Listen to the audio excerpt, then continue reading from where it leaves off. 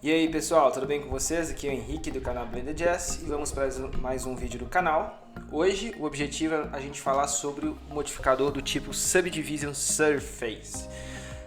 Provavelmente muitos de vocês já ouviram falar sobre esse modificador e muitos utilizam talvez até da forma errada.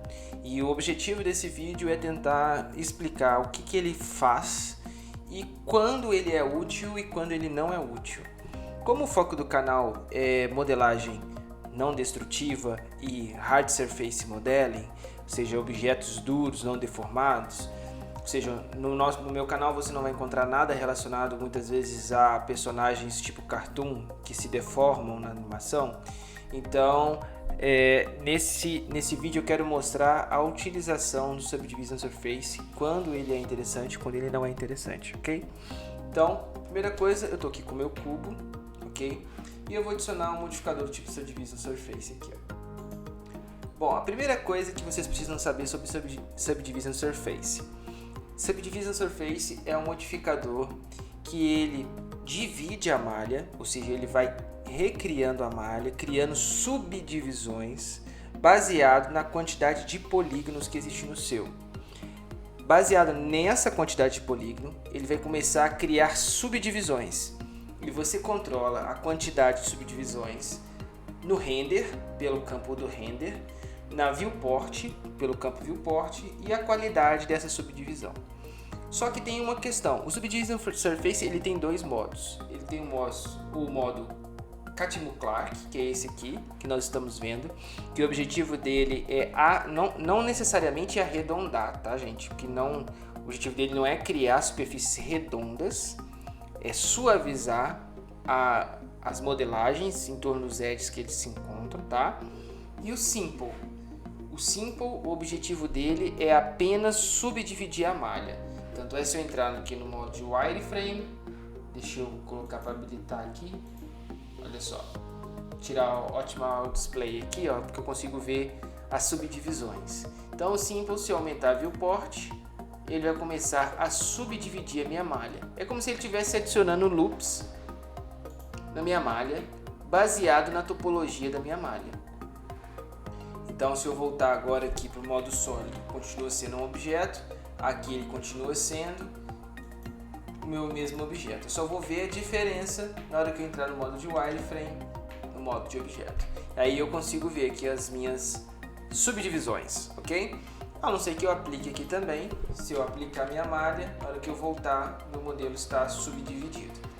Então, basicamente, o que o Subdivision Surface ele faz? Deixa eu dar um Ctrl Z para voltar com ele aqui.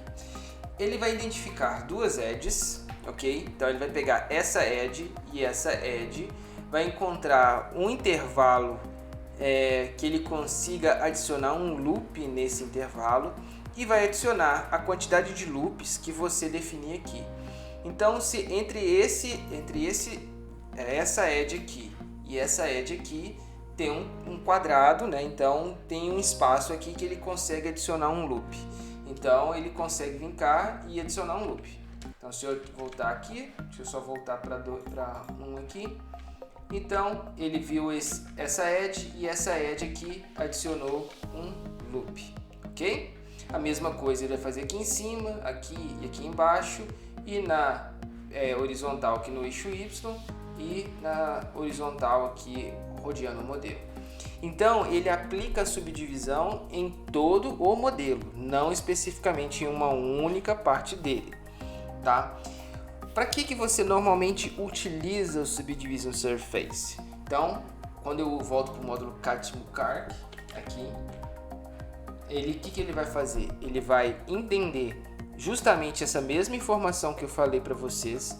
Ele vai encontrar dois vértices, duas edges paralelas, que seja possível ali criar um loop, e ele vai ter um objetivo de suavizar, lógico, tendendo a arredondar, mas não necessariamente arredondando. Ele vai forçar o seu modelo a suavizar de acordo com a informação de loop que ele tem ali no modelo. Então, quando você tem um cubo e faz uma pequena subdivisão, que é isso que a gente está fazendo aqui, ele está tentando recriar uma esfera a partir de um cubo e pela quantidade de polígonos que ele tem. Então, se eu aumentar aqui o valor do viewport, ele vai criar 2 loops entre todos e 3 loops em cada intervalo. Percebam, não sei se vocês vão conseguir perceber, que na verdade ele tenta chegar numa esfera e por mais que você aumente a quantidade aqui, ele nunca vai chegar na esfera perfeita, considerando um cubo, claro, né? Agora, se você pegar uma UV Sphere e adicionar um Subdivision Surface, ele vai achar um círculo perfeito, ok? Então o objetivo dele é arredondar e suavizar a malha. Mas qual que é o problema dele? Quanto mais detalhes você adiciona no seu modelo, mais você vai ter que trabalhar no seu modelo e mais pesado o seu modelo fica. Então, se o seu objetivo dentro do Blender é ter um modelo low poly, Subdivision Surface com certeza está fora das suas intenções, a não ser que seja apenas uns itens muito específicos. Agora, se você quer um objeto High Definition, né, com muito detalhe, com muitas coisas suavizadas, aí nesse caso você pode sim começar a cogitar pelo Subdivision Surface, ok? Então o Subdivision Surface ele tem esses 2 módulos e você controla a quantidade de subdivisão que ele dá dentro do seu modelo por esses parâmetros aqui. Bom pessoal, para controlar como que é o efeito do Subdivision Surface dentro de uma malha, a gente tem o que a gente chama de crease ou main crease. Para a gente acessar esse main crease, a gente precisa fazer o que? A gente precisa entrar no modo de edição do objeto, ok? Eu vou desabilitar aqui para ele voltar a ser um cubo. E eu vou apertar a tecla N aqui e vou vir aqui na parte de item, ok? No menu de item. Dentro do menu de item, a gente tem essa opção aqui que chama Min Crease. Esse Min Crease, a gente consegue controlar por ali a taxa de influência do Subdivision Surface naquela edge.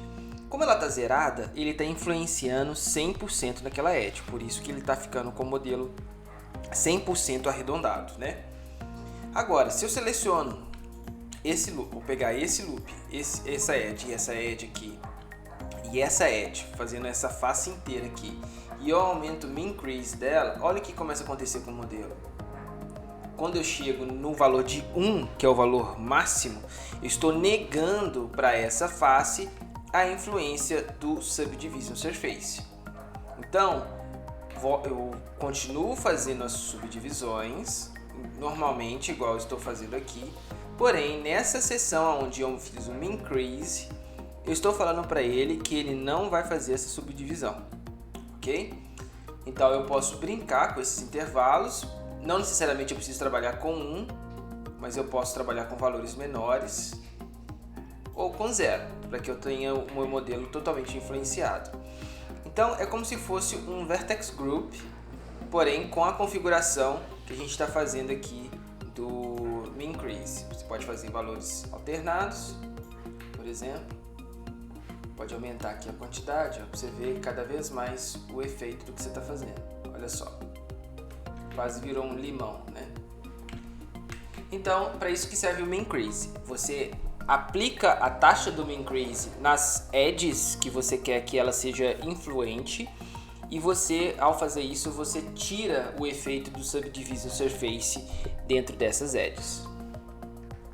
Então, pessoal, em quais momentos eu acho interessante você utilizar o Subdivision Surface? Bom, quando você estiver modelando personagens orgânicos, como esses aqui, que são personagens cartoon, onde você precisa dar essa silhueta, né, essa arredondada aqui em algumas partes, para que você passe a sensação para o jogador ou para quem está assistindo sua animação de que isso aqui é um objeto orgânico, né?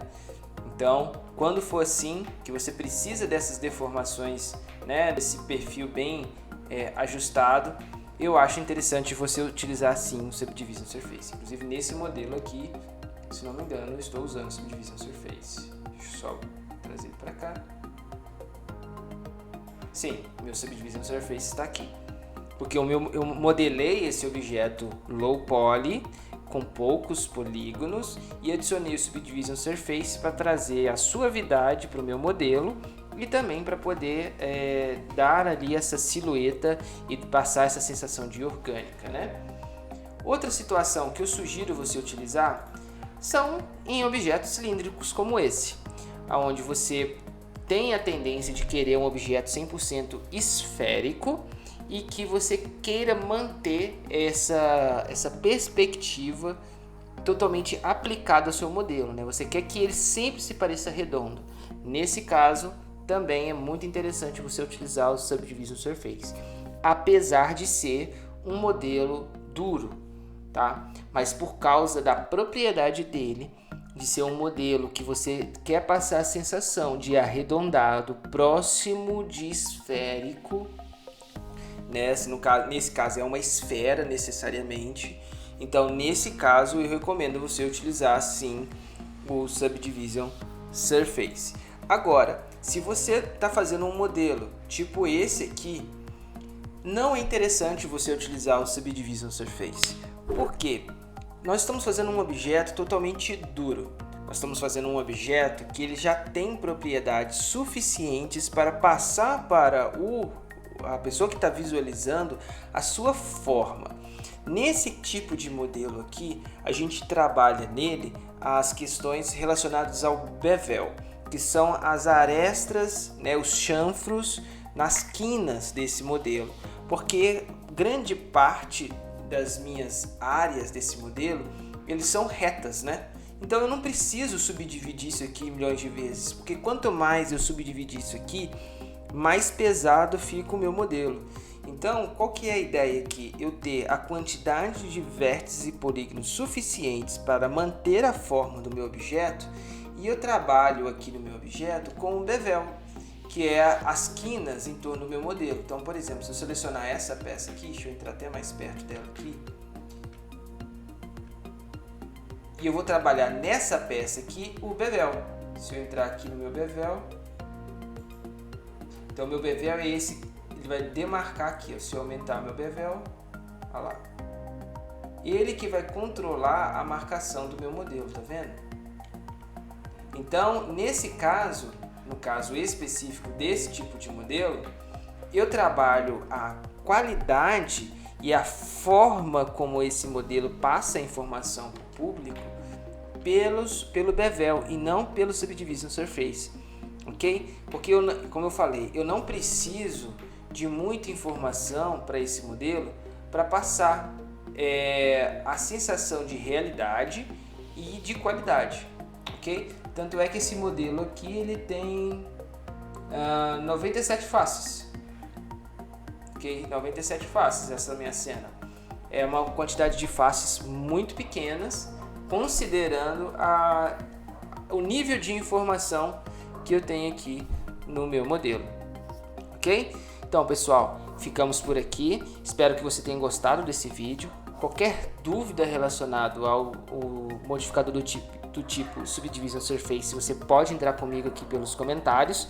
Pode me mandar um e-mail também. Meu e-mail é blenderjazz@gmail.com e nos vemos no próximo vídeo.